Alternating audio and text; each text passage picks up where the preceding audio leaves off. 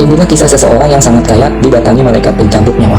Pada zaman dahulu, ada seseorang yang terlalu kaya hingga hartanya tidak akan habis 7 turunan. Hidupnya sejahtera, anaknya banyak, namun ketika kontraknya di dunia akan habis, ia justru merana. Bagaimana bisa?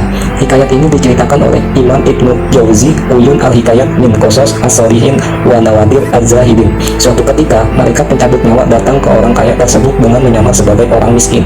Malaikat yang menyamar itu mengetuk pintu dan berkata, "Panggil kawan pemilik rumah ini."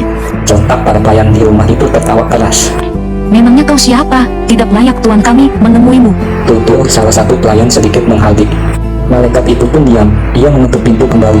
"Sampaikan saja kepada tuanmu, aku malaikat pencabut nyawa." Tuturnya.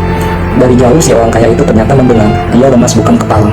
Kepalanya tertunduk. Ia memanggil pelayannya dan meminta mereka untuk memelankan suara dan berkata lembut. Malaikat tadi lalu menemui si orang kaya. Keluarganya pun datang, seakan tidak percaya orang musuh itu merupakan malaikat. Mereka berbisik-bisik, tapi si orang kaya tampak begitu yakin bahwa ia malaikat yang dikirim untuknya.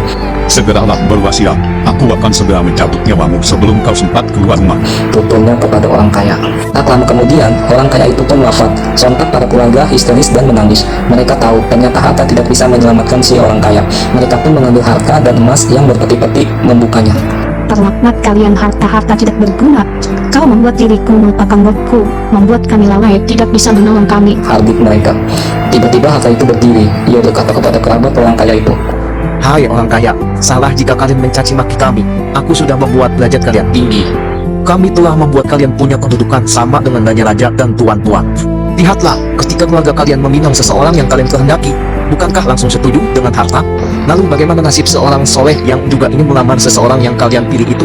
Mereka gagal karena harta kalian menghalanginya, dan masih banyak lagi. Wahai orang kaya, bukankah kau menggunakan kami untuk membiayai orang-orang kejam dan kami tidak bisa menolak? Wahai orang kaya, jika kau memilih kami untuk berbuat baik, kamu akan mendapat kebaikan, sedangkan untuk kejahatan, maka dia akan mendapat celaka." Begitulah harta berbicara. Semoga Allah selalu melindungi kita. Amin. Wallahu a'lam bishawab.